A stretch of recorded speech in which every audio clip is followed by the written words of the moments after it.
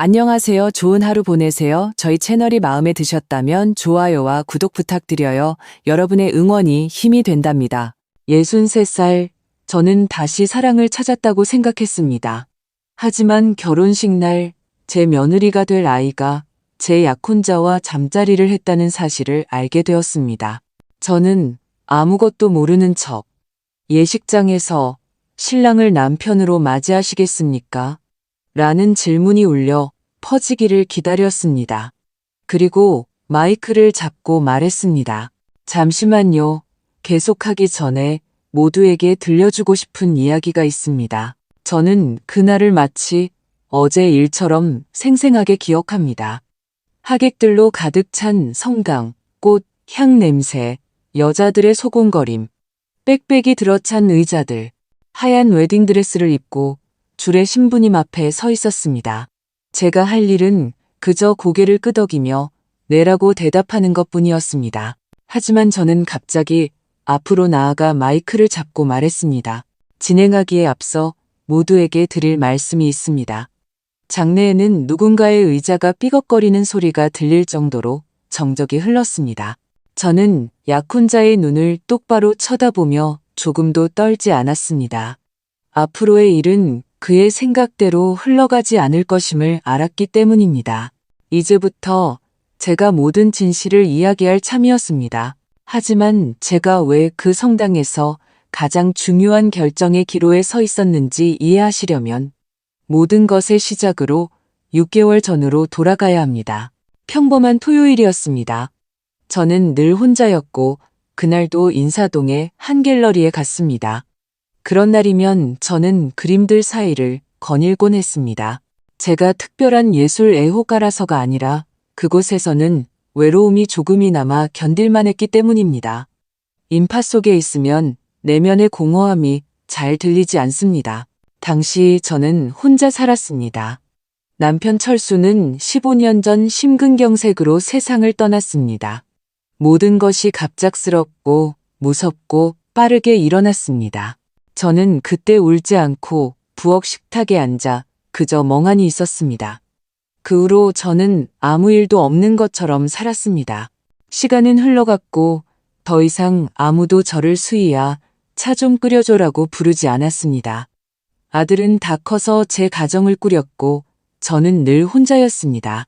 그날도 갤러리를 거닐며 왜 현대 미술이라 불리는지 모를 현란한 낙서를 보고 속으로 생각했습니다. 김치찌개를 쏟아도 이것보단 나은 작품이 나오겠다. 바로 그때 등 뒤에서 한 남자의 목소리가 들렸습니다. 실례지만 안목이 좋으신 것 같네요.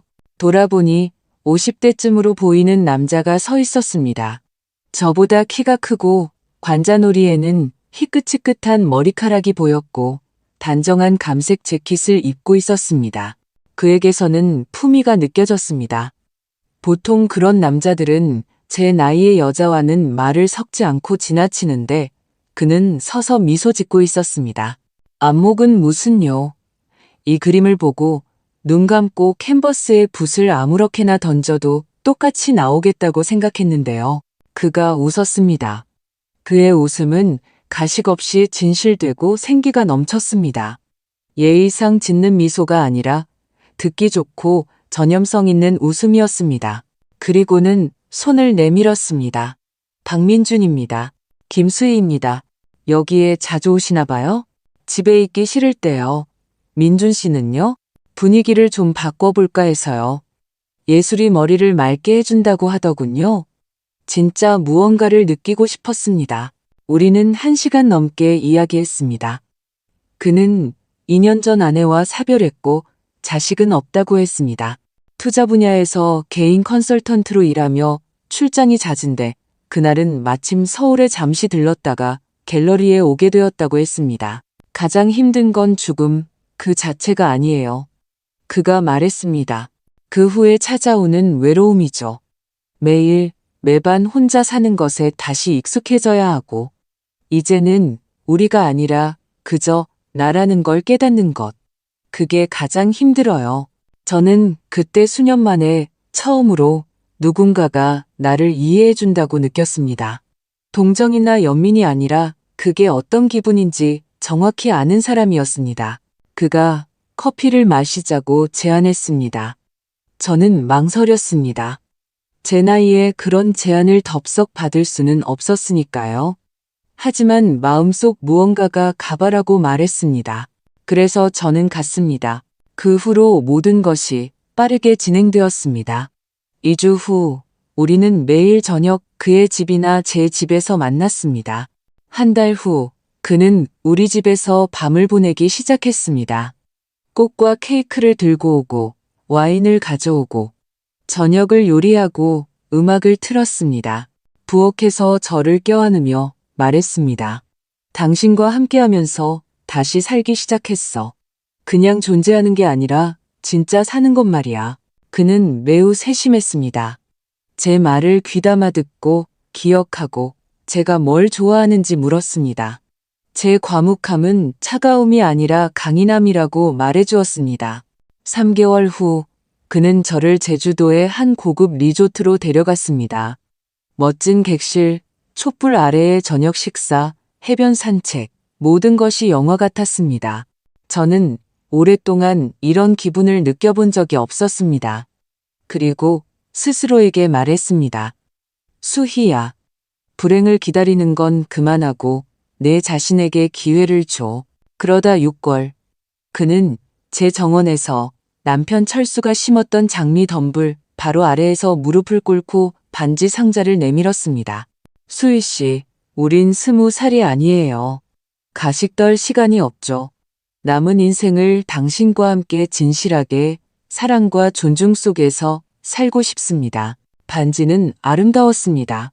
단순한 디자인에 보석 하나가 박혀 있었지만 중요한 건 반지가 아니었습니다. 그의 목소리에 담긴 확신과 따뜻함이었습니다. 저는 마음속 무언가가 녹아내리는 것을 느끼며 네라고 대답했습니다. 그 후 모든 것이 정신없이 돌아갔습니다. 결혼 준비, 하객 명단, 드레스, 예식장. 민주는 모든 것을 제대로 해야 한다고 주장했습니다. 당신은 여왕처럼 식장으로 들어가야 해. 이건 당신의 날이야. 당신은 그럴 자격이 있어. 친구들조차 저를 부러워했습니다. 어떤 사람들은 복도 많아. 남편 복도 있더니 이제 와서 저런 행운까지. 저는 웃으며 손사래를 쳤지만 마음 깊은 곳에서는 다시 살아있음을 느꼈습니다. 미소 지으며 아침을 맞이하고 허리 통증 대신 피로연 메뉴를 고민했습니다. 의심이 없었냐고요?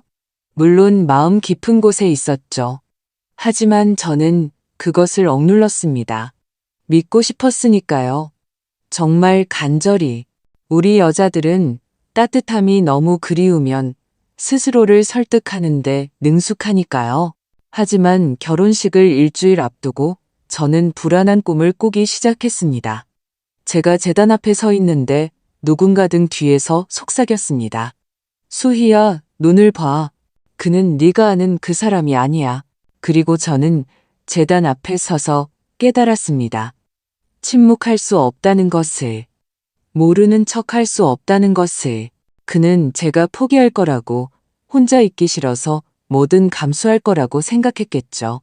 하지만 저는 마이크 앞으로 나아가 진실을 말했습니다. 그리고 모든 것이 시작되었습니다. 약혼 후 모든 것이 빠르게, 너무나 빠르게 진행되었지만 당시에는 그걸 알아채지 못했습니다. 우리는 들떠 있었습니다. 꽃, 전화, 만남, 사소한 것들에 대한 논의. 커트는 튤로 할지 오간자로 할지, 피로연은 뷔페로 할지, 코스 요리로 할지, 누구를 무대 가까이에 앉힐지. 민주는 놀라울 정도로 적극적이었습니다. 직접 메뉴를 챙기고 사진작가와 계약하고 심지어 자신의 하객 명단이라며 50명의 이름을 가져왔습니다. 절반은 제가 본 적도 없는 사람들이었습니다. 우리가 함께하는 삶을 시작하는 거잖아. 나에게 중요한 사람들도 있어야지. 그는 다정하지만 단호하게 말했습니다. 난 원래 모든 걸 직접 챙기는 데 익숙해. 당신은 쉬어. 저는 남자가 주도적으로 나서주니 기뻤습니다. 착했지만 무뚝뚝했던 남편 철수와 달리 민주는 거의 완벽해 보였습니다. 하지만 어느 날 저는 이상한 점을 발견했습니다. 그가 하루나 이틀씩 집을 비우는 일이 잦아졌습니다. 고객들과 급한 일이 생겼다고 했습니다. 수희야, 요즘 시장이 불안정해서 직접 만나야 해. 그는 확신에 차고 또렷하게 말했습니다. 의심이나 부산스러움이 없었습니다. 한 번은 부산에 간다며 3일이나 자리를 비웠습니다. 피곤한 모습으로 돌아왔지만 선물과 함께였습니다. 하트 모양의 금목걸이였습니다. 내가 당신을 어떻게 생각하는지 의심하지 말라고. 저는 목걸이를 받았지만 마음 한구석이 철렁했습니다. 선물 상자에 붙은 가격표가 어딘가 어색했기 때문입니다. 무언가 맞지 않았습니다. 저는 전직 회계사인 친구 정은에게 목걸이를 보여주었습니다. 그녀는 한번 쓱 보더니 말했습니다. 이거 중국산 짝퉁이야. 인터넷에서만 원이면 사는 거 확실해? 100%지. 우리 손자가 이런 거 떼다가 팔거든. 한 묶음에 20개씩 들어오는 거. 민준에게 말할 용기는 나지 않았습니다. 일단은 지켜보기로 했습니다. 며칠 후 저는 혈압이 올라 병원에 갔습니다. 의사를 기다리다가 저보다 5살 많아 보이는 미숙이라는 여자를 만났습니다. 이야기를 나누던 중 그녀가 갑자기 물었습니다. 혹시 김수희 씨 아니세요? 박민준 씨랑 같이 있는 걸 자주 봤어요. 그분 지금 만나시는 분 맞죠? 네. 그런데 그분을 어떻게 아세요? 작년에 속초 리조트에서 우연히 만났어요. 아주 신사적이고 그분도 아내와 사별했다고 하더라고요. 옛날 영화에 나오는 남자 같았죠. 전 그때 남편을 막 잃고 신경이 곤두서 있었는데 그 사람이 많이 위로해줬어요. 한 달 정도 연락하다가 일 때문에 바쁘다며 사라졌죠. 나중에 알고 보니 다른 여자랑 살고 있더라고요. 저는 얼어붙었습니다. 그 사람 성이 뭐였어요? 그때는 최민혁이라고 소개했어요. 하지만 외모는 정말 똑같던데요. 전부터 두 분을 보고 좀 이상하다고 생각했어요. 자기는 강릉에 산다고 했었거든요. 서울이 아니라. 집에 돌아와 말없이 외투를 벗고 안락의자에 앉았습니다. 머릿속은 텅 비고 심장은 두근거리고 손에서는 땀이 났습니다. 그가 거짓말을 한 걸까? 아니면 그냥 우연의 일치일까? 저녁에 그는 아무 일 없었다는 듯이 돌아왔습니다. 제 뺨에 입을 맞추고 신발을 벗고 주전자에 물을 올렸습니다. 엄청 피곤하네. 고객들이 다들 약속이나 한 듯이 계획서 만들어달라. 우리 돈 좀 구해달라. 난리야. 난 코앞에 결혼식이 있는데 말이지. 저는 침묵했습니다. 그가 눈치챘습니다. 왜 그렇게 조용해? 당신 전에 속초에 가본 적 있어요? 그는 순간 멈칫했습니다. 응, 한 번. 3년 전쯤. 왜? 미숙이라는 여자랑요? 그가 피식 웃었습니다. 뭐야, 나 감시하는 거야? 아니, 오늘 우연히 그 여자를 만났어. 그때 두 사람이 가까웠는데 당신이 사라졌다고 하더라고. 그는 킁 하고 코웃음을 치더니 일어나 제게 다가와 손을 잡았습니다. 수희야, 우린 어른이잖아. 내가 당신 만나기 전에 아무도 없었을 거라고 생각해? 그래, 그런 시기가 있었어. 방황하고 길을 잃었었지. 만남들이 있었지만 그건 오래전 일이야. 그때는 나도 내가 뭘 원하는지 몰랐어. 그는 짜증내지 않고 차분하게 말했습니다.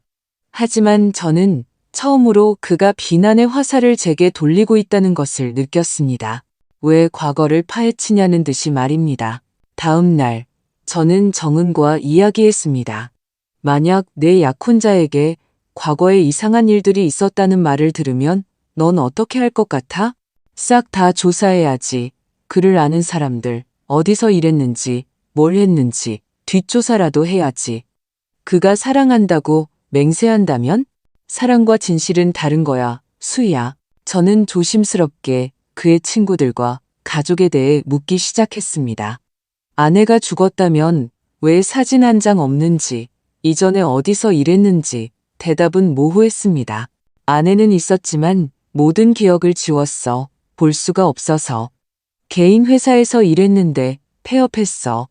서류는 잃어버릴까봐 가지고 다니지 않아. 저는 의심하기 시작했지만 여전히 믿음을 이어갔습니다. 일주일 후 아들이 찾아왔습니다. 엄마, 다 이해해요. 엄마는 성인이시고 행복할 권리가 있으세요. 하지만 그 사람이 누군지 정말 확실히 아시는 거예요? 네가 의심하는 거니? 전 그냥 엄마가 누구에게든 속지 않았으면 좋겠어요. 돈은 아무것도 아니지만 엄마는 제 전부예요. 만약 엄마가 상처받으면 저는 아들을 보며 제 자신을 설득하려 했던 말을 했습니다. 다 괜찮을 거야. 난 느껴져. 하지만 마음속으로는 이미 아무것도 느끼지 못했습니다. 결혼식은 3주 후였습니다. 모든 것이 준비되었습니다. 하지만 저는 결심했습니다. 그가 정말 나를 사랑한다면 스스로 진실을 말하게 하자고. 저는 그에게 기회를 던져주기로 했습니다. 그리고 던졌습니다. 이틀 후 그가 늦은 저녁에 찾아왔습니다. 웃고 있었습니다. 미안, 늦었어. 또 급한 일이 생겨서. 저는 그에게 서류를 건넸습니다. 이게 뭐야? 우리 공동계좌 명세서야. 우리가 함께 개설했던 예금 기억나? 거기서 3천만 원이 사라졌어. 그는 창백해졌습니다. 뭔가 착오가 있었을 거야. 내일 은행에 가볼게. 그럴 필요 없어. 오늘 내가 다녀왔어. 돈은 다른 계좌로 이체됐어. 당신 이름으로 된, 당신 서명으로 된 계좌로. 난 서명한 적 없는데. 침묵. 저는 그가 변명하고 당황하고 저를 설득하려 할 것이라고 기다렸습니다. 하지만 그는 그저 한숨을 내쉬고 어깨를 으쓱하며 말했습니다. 뭐, 어차피 다 알게 된 마당에 숨길 의미도 없네. 저는 그를 바라보며 제가 남은 인생을 함께하고 싶었던 그 사람이 맞는지 믿을 수가 없었습니다. 그는 마치 자기 집인 양 안락 의자에 앉았습니다. 들어봐, 당신은 똑똑한 여자야. 난 당신의 적이 아니야. 그냥 살아남으려는 것뿐이라고. 당신한테 나쁜 짓 한 거 없어. 소리 지르거나 거칠게 대한 적도 없잖아. 당신이 스스로 준 걸 이용했을 뿐이야. 그게 정상이라고 생각해? 그는 어깨를 으쓱했습니다. 다들 제 방식대로 사는 거지. 나는 이렇게, 당신은 당신이 원하는 대로. 저는 일어섰습니다. 나가. 확실해? 이거 스캔들 될 텐데. 청첩장도 다 보냈잖아. 드레스, 식장, 망신일 거야. 매일 거짓 속에서 사는 것보다 하루 망신당하는 게 나아. 그는 저를 쳐다보더니 천천히 일어섰습니다. 그러는 거 아니야. 정말로. 그리고 떠났습니다. 저는 부엌에 앉았습니다. 오랫동안 눈물 없이 그저 앉아 있었습니다. 그러다 일어나서 제 진짜 결혼식을 다시 계획하기 시작했습니다. 그가 떠난 후 집은 텅 빈 것 같았습니다. 물리적인 의미가 아니었습니다. 그는 제 집에 계속 살았던 것이 아니라 저녁에만 가끔 들렀으니까요. 하지만 마음속에 찬 바람이 부는 것처럼 갑자기 휑하고 아팠습니다. 저는 울거나 소리치지 않았습니다. 그저 조용히 서류와 카드, 전화기를 챙겨 경찰서로 갔습니다. 놀랍게도 경찰은 제 말을 귀에 깊게 들어주었습니다. 30대쯤 되어 보이는 젊은 여성 형사는 바보 같은 늙은 여자를 대하듯 하지 않고 사실관계를 중심으로 질문하며 모든 것을 기록했습니다. 남성분이 본인 동의 없이 돈을 이체했다는 사실을 확인하시는 거죠? 네, 서명이 위조되었어요. 은행에서 확인했습니다. 주고받은 메시지 같은 게 있습니까? 전부 저장해 두었습니다. 그리고 그가 서류 가방을 놓고 갔을 때 서류 사본도 만들어뒀어요. 알겠습니다. 이 사건은 경제범죄수사팀으로 넘기겠습니다. 아마 이게 첫 번째 사건이 아닐 수도 있습니다. 저는 경찰서를 나오면서 처음으로 발밑의 땅이 조금씩 단단해지는 것을 느꼈습니다.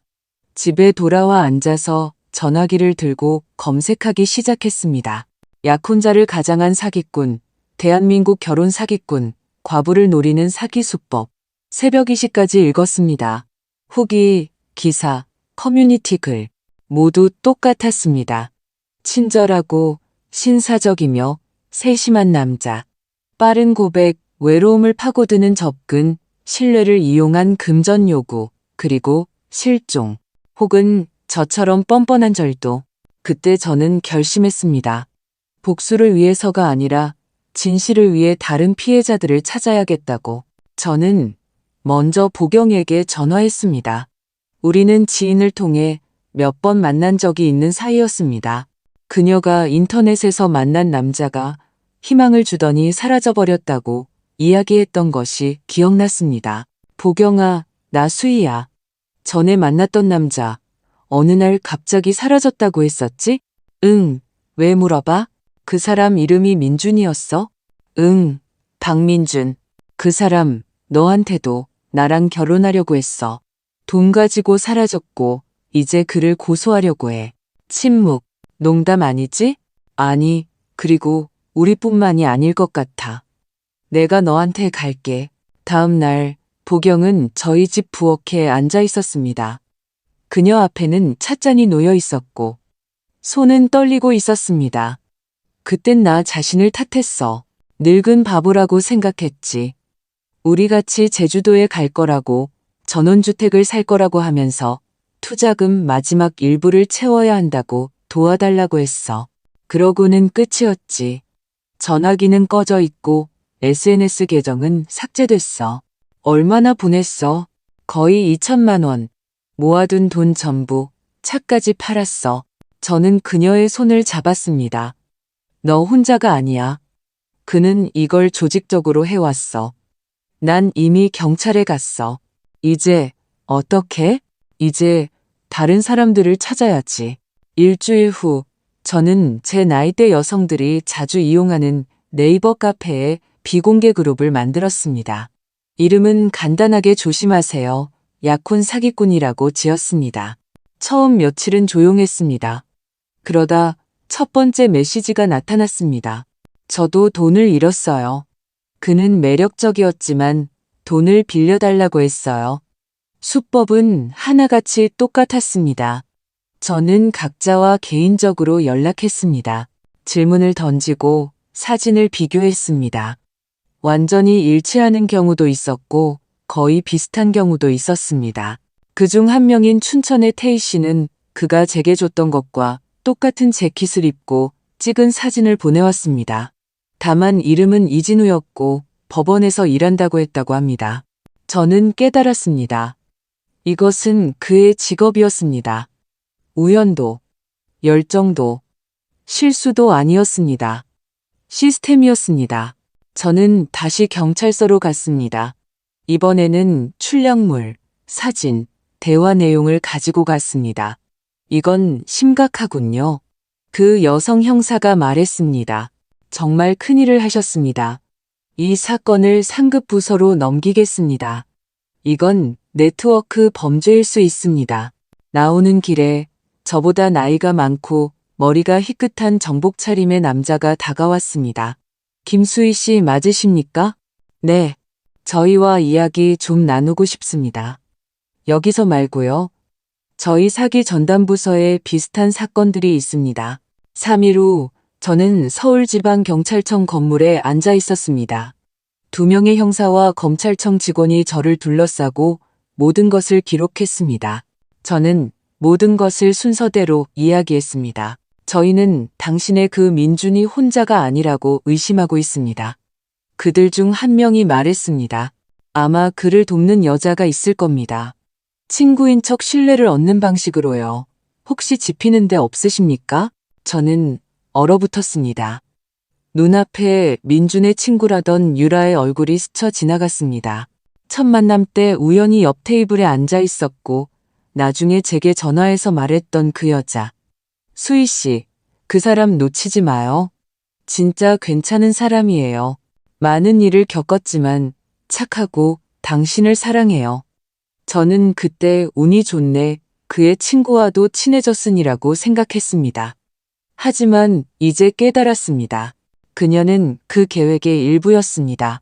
저는 그 사실을 이야기했고, 제가 단순히 피해자가 아니라 열쇠라는 것을 깨달았습니다. 저희가 증인으로 협조해 주시면 검거에 도움을 주실 수도 있습니다. 그들이 말했습니다. 저는 창밖을 보았습니다. 아래에는 차들이 어디론가 바쁘게 달려가고 있었고 사람들이 있었습니다. 평범한 여성, 과부, 사서였던 제가 갑자기 사기 사건의 중심에 서게 되었습니다. 하지만 저는 한 가지는 알았습니다. 끝까지 갈 것이고 누구도 다시는 제 목에 올라타서 제가 과부고 외롭다는 이유만으로 거짓말을 해도 된다고 생각하게 두지 않을 것이라고. 경찰 조사를 마치고 집에 돌아오니 완전한 정적이 흘렀습니다. 텔레비전도 라디오도 아무것도 켜고 싶지 않았습니다. 그저 안락의자에 앉아 팔걸이에 손을 얹고 앉아 있었습니다. 집안 모든 것이 그를 떠올리게 했습니다. 그가 출장에서 가져왔다던 컵, 소파 위의 담요, 욕실에 있는 그의 면도 크림.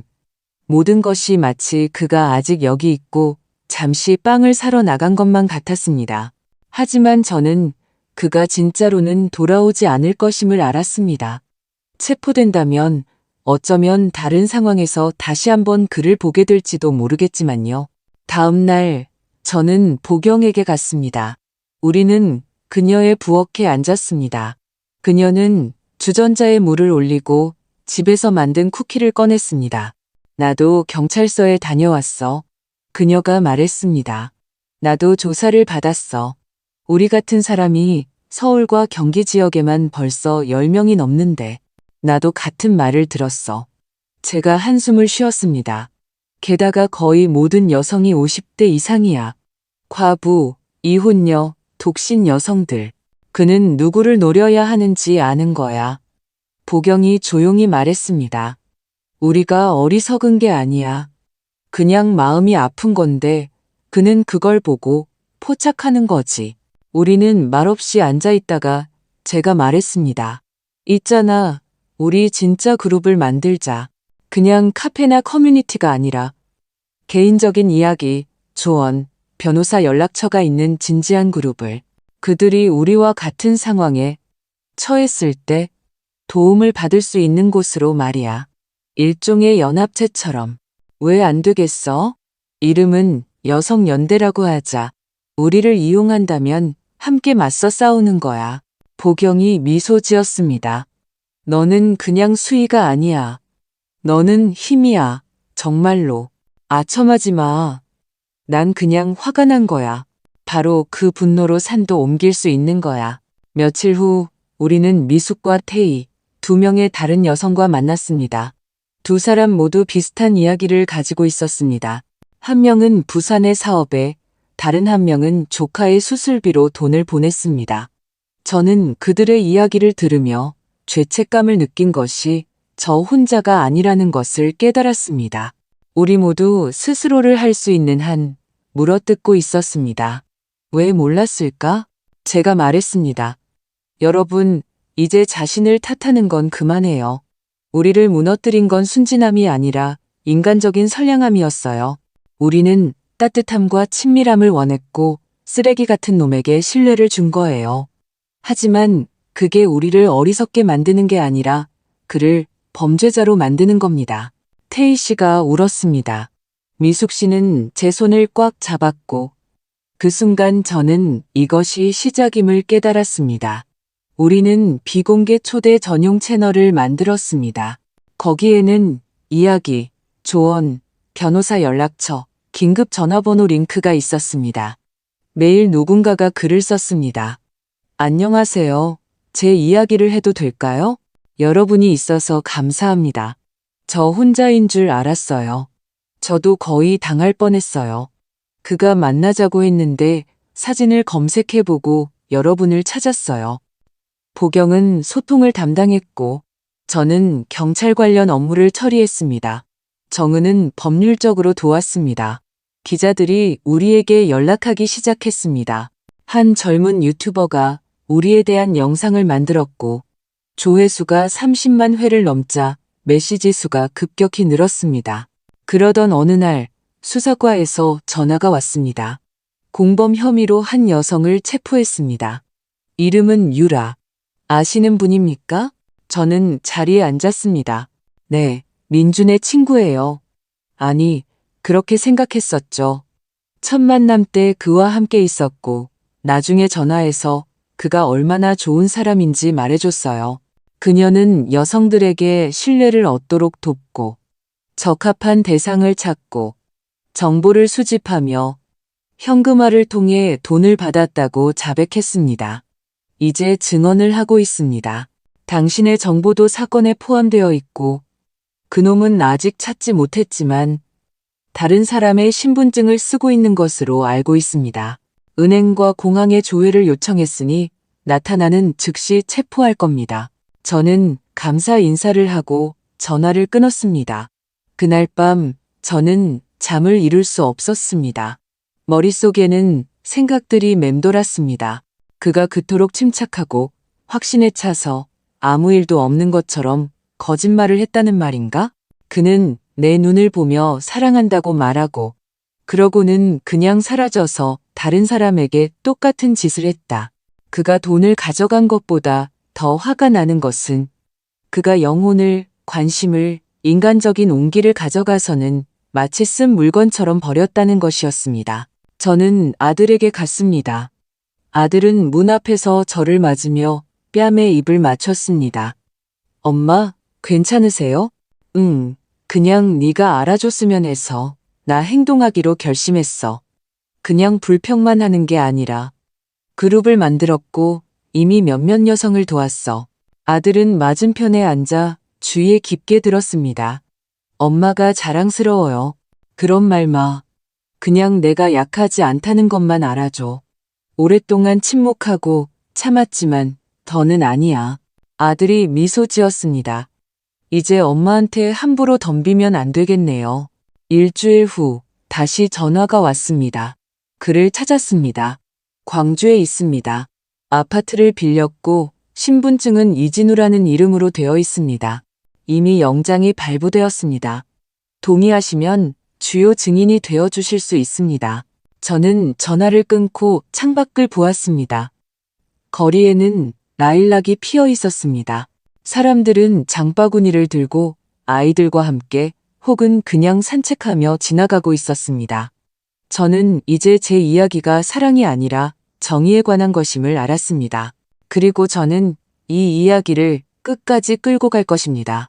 광주로 떠나기까지 이틀이 남았습니다. 형사는 친구분과 함께 오시는 게 좋겠습니다. 혼자보다는요? 공식적으로는 그냥 주말에 여행 오시는 겁니다. 나머지는 저희가 다 준비하겠습니다. 라고 말했습니다. 저는 보경에게 전화했습니다. 나랑 같이 가줄래? 물론이지. 옆에 있을 테니 걱정 마. 우리는 아침 일찍 출발했습니다. 기차 안에서 저는 창밖을 보았고 마음속은 이상하게 평온했습니다. 두려움도 분노도 아니었습니다. 오히려 마침내 모든 것이 해결되어야 할 지점에 도달했다는 느낌이었습니다. 돈 때문이 아니었습니다. 복수를 위해서도 아니었습니다. 그가 대가를 치러야 하기 때문이었습니다. 광주에서는 사복 차림의 형사가 우리를 맞았습니다. 평범한 40대 남성으로 차분하고 말이 없었습니다. 민준, 아니 이진우는 외곽의 신축 아파트에 방을 얻었습니다. 사흘째 같은 가게에만 다니고 있고요. 서류상으로는 이진우, 그와 함께 새로운 여자가 있습니다. 50대 정도로 보이는 순자라는 여성입니다. 그녀가 그의 새로운 목표물인 것으로 의심됩니다. 그녀가 위험한가요? 제가 물었습니다. 그가 그녀의 재산을 자기 명의로 돌리기 전까지는 아닙니다. 하지만 기다릴 수는 없습니다. 그가 맞는지 확인해 주셔야 합니다.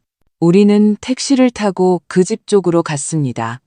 선팅된 차에 앉아 있으니 직원이 사진, 현관, 발코니, 옆 가게를 보여주었습니다. 그는 매일 아침 9시 30분에 커피와 빵을 사러 나옵니다. 그때 덮칠 겁니다. 다음날 아침 우리는 그 가게 근처로 갔습니다. 저는 무릎에 손을 얹고 앉아 있었습니다. 심장은 둔탁하지만 규칙적으로 뛰었습니다. 저기 온다. 직원이 말했습니다. 저는 쳐다보았고 즉시 알아봤습니다. 똑같은 걸음걸이, 여름에도 두르던 똑같은 스카프. 모든 것이 자기 통제하에 있다고 생각하는 사람의 자신감 넘치는 똑같은 눈빛. 그가 맞아요. 몇 분 후 그는 소란 없이 조용히 체포되었습니다. 그는 저항조차 하지 않고 그저 놀란 듯이 말했습니다. 대단하시네. 이렇게 멀리까지 올 줄은 몰랐는데. 저는 아무 대답도 하지 않고 그저 그의 눈을 바라보았습니다. 분노가 아닌 텅 빈 시선으로. 다음 이틀 동안은 신문, 서류 작업, 신원 확인이 이어졌습니다. 저는 군더더기 없이 명확하게 말했습니다. 어떻게 만났는지, 어떻게 신뢰를 얻었는지, 어떻게 서류를 위조했는지, 어떻게 돈을 가져갔는지 모든 것을 이야기했습니다. 그는 같은 사무실에 앉아 침묵하며 몇 번 피식 웃었습니다. 난 누구도 때리거나 위협하지 않았어. 다 자발적이었지. 여자들이 스스로 갖다 바쳤다고. 형사는 그저 고개를 저었습니다. 그게 바로 사기입니다. 이익을 얻을 목적으로 속이는 행위. 법적으로 최대 10년형까지 가능합니다. 그는 어깨를 으쓱했습니다. 그래도 모든 게 아름다웠잖아. 내가 그들에게 삶을 되찾아줬다고. 잠시나마 저는 참을 수 없었습니다. 되찾아준 게 아니야. 빼앗아갔지. 내 것이 아닌 것을 가져가고 사람들이 고통받는 동안 웃었어. 이제 와서 철학자인 척하지 마. 그냥 법대로 대가를 치러. 그는 저를 보았고 처음으로 비웃지 않았습니다. 어깨를 으쓱하고는 고개를 돌렸습니다. 한 달 후 사건은 법원으로 넘어갔습니다. 기소장에는 14건의 범죄 사실이 기록되어 있었습니다. 총 피해액은 1억 2천만 원이 넘었습니다. 피해 여성들은 48세에서 72세 사이였습니다. 일부는 심각한 정신적 피해를 입었습니다. 한 여성은 그가 사라진 후 뇌졸중을 겪었고 다른 한 명은 자살을 시도했습니다.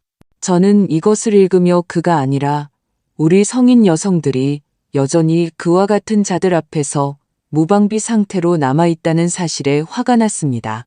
우리는 지갑을 지키는 법은 배웠지만 마음을 지키는 법은 배우지 못했기 때문입니다. 재판 날짜가 잡혔을 때 처음에는 가고 싶지 않았습니다. 하지만 그때 커뮤니티에 글을 썼던 한 여성이 떠올랐습니다. 만약 단 한 명이라도 나서서 이야기했다면 나는 당하지 않았을 텐데 저는 나서야 할 그 한 사람이 되어야 했습니다. 법정은 조용했습니다.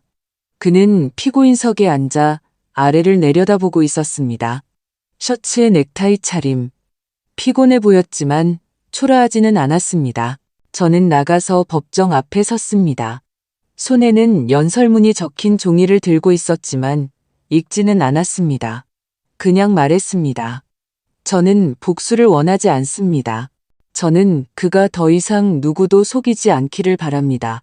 모든 여성이 자신의 신뢰가 약점이 아니라는 것을 알기를 바랍니다. 정직하게 사랑하고 살 줄 모르는 그가 약한 것입니다. 하지만 우리는 이제 스스로를 지키는 법을 알고 침묵하지 않습니다. 판사는 말없이 듣고 있다가 고개를 끄덕였습니다. 감사합니다. 김수희 씨, 이제 자유롭습니다.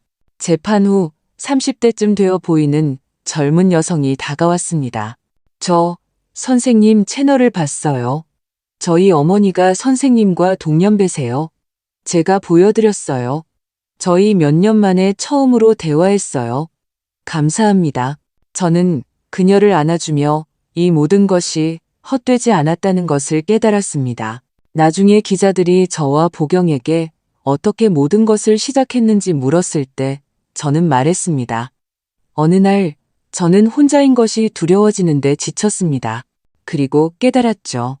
제가 존중받고 싶다면 비록 아무도 듣고 싶어 하지 않더라도 제가 먼저 진실을 말해야 한다는 것을요.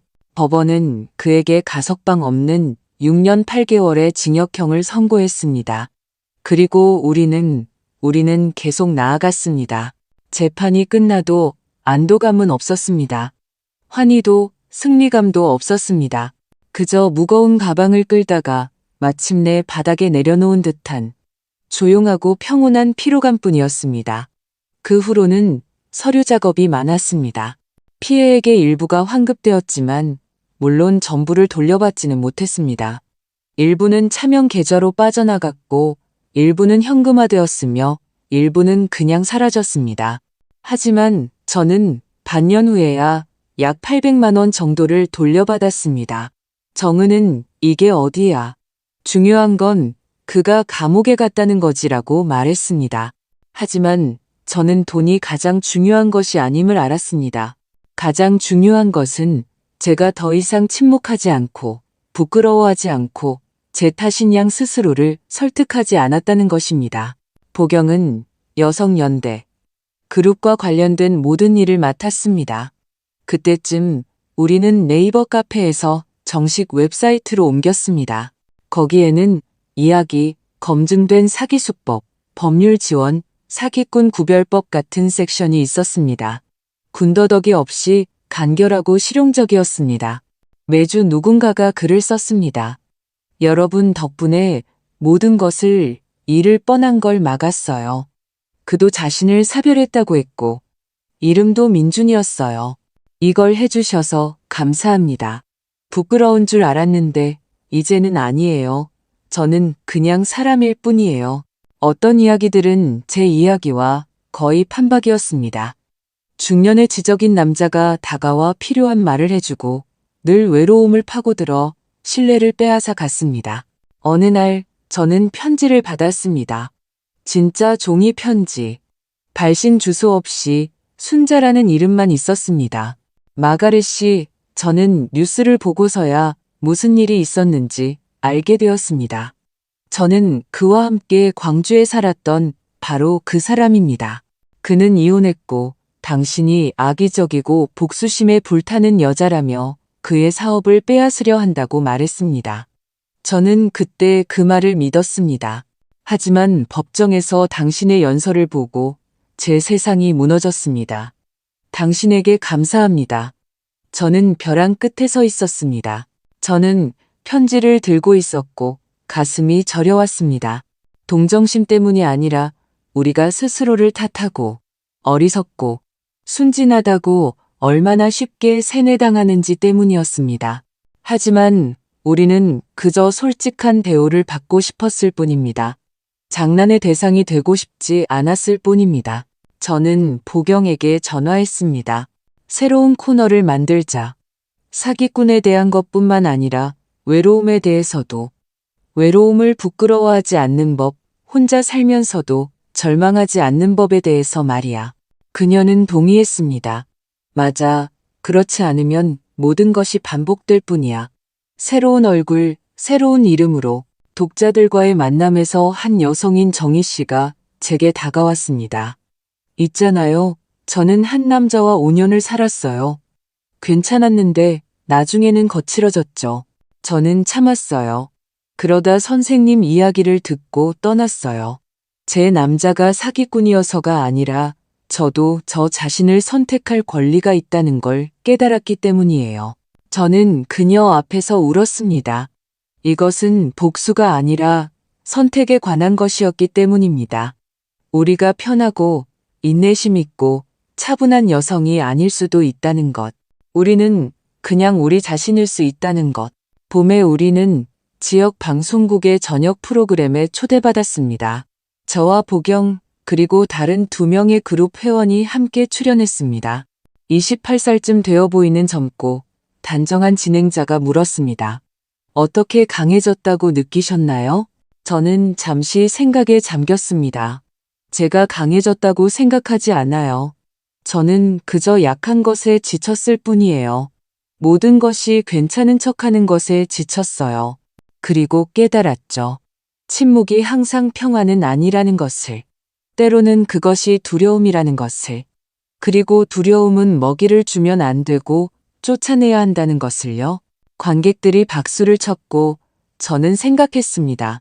만약 10년 전에 누군가 내게 이 말을 해주었다면 나는 많은 것을 다르게 했을 텐데 어느 날 우리 그룹에 작은 마을의 한 여성이 글을 썼습니다.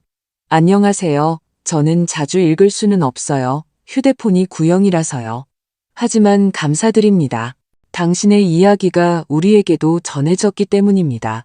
이제 누가 광고를 보고 남자를 만나면 우리는 어디를 봐야 할지, 무엇을 물어야 할지 알아요. 저는 그 편지를 인쇄해서 복도 벽에 걸어두었습니다. 나갈 때마다 상기하기 위해서였습니다. 아무도 보지 않더라도 나는 중요한 일을 하고 있다는 것을. 여름의 보경이 제안했습니다. 우리 다 같이 한번 만나자. 펜션 같은 데 가서 모임을 갖는 거야. 기자회견이나 사진 촬영을 위해서가 아니라 그냥 앉아서 이야기하고 서로 안아주기 위해서. 저는 동의했습니다. 우리는 서울 근교의 한 휴양지를 골라 올 수 있는 모든 사람을 초대했습니다. 강릉, 춘천, 부산, 대구에서 온 여성들이 도착했습니다. 나이도, 목소리도, 삶도 달랐지만 모두 같은 아픔과 같은 힘을 가지고 있었습니다. 그들은 버스에서 내리며 말없이 서로를 알아보고 그저 바라보며 껴안았습니다. 저는 생각했습니다. 이것이 진정한 연대구나. 우리가 희생자라는 원칙이 아니라 힘에 의한 연대. 왜냐하면 각자가 언젠가 이제 그만이라고 결심했기 때문입니다. 우리는 베란다에서 차를 마시고 이야기를 나누고 웃고 울었지만 불평하지 않았습니다. 우리 중 누구도 불평하지 않았습니다. 그것은 구호 없는 조용한 여성들의 자매였습니다. 살아있는 사람들, 진짜 상처와 진짜 강인함을 가진 사람들이었습니다. 나중에 집에 돌아와 창가에 앉았습니다. 창밖에는 비가 내리고 나무숲이 유리에 달라붙어 있었습니다. 저는 생각했습니다. 단 한 번의 아니오로 얼마나 많은 것이 시작될 수 있는지.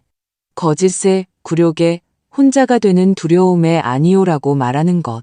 그리고 언젠가 스스로에게 나는 소중하다. 주변에 아무도 믿지 않더라도 나는 내가 누구인지 안다고 말하는 것이 얼마나 중요한지. 그로부터 거의 6개월이 지났습니다. 모든 것이 끝이라고 생각했던 것이 이제는 시작처럼 보였습니다. 저는 다시 제 평범한 삶을 살았습니다. 아침에 일어나 차를 끓이고 고양이에게 밥을 주고 가게에 갔습니다. 하지만 이제 이 모든 것이 다르게 느껴졌습니다. 더 차분하고 두려움 없이, 불안 없이, 긴장 없이. 어느 날 아침 여성연대 모임에 가려고 현관을 나섰을 때 저는 공기를 들이마시고 미소 지었습니다. 햇살은 밝지 않았지만 봄처럼 따뜻했고 멀리서 아이들의 목소리가 들렸습니다. 아들 지훈이가 전날 와서 하룻밤 자고 갔습니다. 그는 가게에서 봉지를 들고 나와 문 옆 탁자에 놓고 제 옆에 앉았습니다. 엄마, 변하셨어요. 그가 갑자기 말했습니다. 예전에는 모든 걸 속에 담아두셨는데 지금은 진짜 같아요. 진짜라고? 어떻게 설명해야 할지 모르겠어요. 그냥 더 이상 혼자인 걸 두려워하지 않으시고 말하는 걸 두려워하지 않으세요. 나는 평생 편하고 평화로운 사람이 되려고 애썼어. 그런데 이제 깨달았지. 거기에는 힘이 없다는 걸. 힘은 누군가 너를 부수려고 할 때 침묵하지 않는 데 있어. 아들은 존경의 눈빛으로 저를 보았고 제 마음은 따뜻해졌습니다. 어느 날 한 여성이 글을 썼습니다. 저는 피해를 입지 않았어요. 하지만 저희 어머니가 돈을 보낼 뻔했어요. 이름을 보고 검색하다가 여러분의 사이트를 발견했어요. 감사합니다. 어머니의 연금과 아마 건강까지 구해주셨어요. 우리 모임에 20살쯤 되어 보이는 한 젊은 여성이 찾아왔습니다. 밝고 가녀리고 수줍은 눈빛을 하고 있었습니다. 한참을 옆에 서 있다가 제게 다가왔습니다. 김수희 선생님 맞으세요? 네. 무슨 일이죠? 저는 대전에서 온 그때 견디지 못했던 그 여성의 딸이에요. 그의 희생자였죠. 어머니는 혼자였고 저는 다른 도시에서 공부하고 있었어요. 어머니에게 무슨 일이 있는지 바로 알지 못했죠. 나중에 저 자신을 오랫동안 탓했어요. 하지만 선생님이 이 모든 일을 일으켜 세우고 그가 감옥에 갔다는 것을 보고 마음이 가벼워졌어요. 아프진 않지만 헛되지 않은 것 같아서요. 감사합니다. 저는 그녀를 안아주었습니다. 내 잘못이 아니야. 그리고 너는 혼자가 아니야. 이제는 정말로 어느 날 저녁 집에 혼자 있었습니다. 조용했습니다. 불빛은 은은했고 손에는 찻잔이 들려 있었습니다. 창가에 앉았습니다. 밖에는 눈이 내리고 있었습니다. 강하지 않고 부드럽고 거의 무게가 느껴지지 않는 눈이었습니다. 저는 눈이 창턱에 쌓이는 것을 보며 얼마나 많은 일이 지나갔는지 생각했습니다. 가끔 사람들은 제게 글을 썼습니다. 당신은 정말 강해요. 영웅이에요. 우리를 구해주셨어요. 하지만 저는 제가 영웅이 아님을 알았습니다. 저는 그저 제 자신이 파괴되는 것을 내버려 두지 않았고 물러설 수 있었을 때 앞으로 한 걸음 나아갔을 뿐입니다. 그리고 제 뒤로 다른 사람들이 따라왔습니다. 이제 저는 글을 씁니다.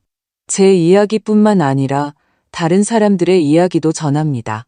우리는 여성들의 목소리라는 코너를 시작했습니다. 누군가는 손으로 쓰고, 누군가는 전화로 구술하고, 누군가는 그냥 와서 말합니다.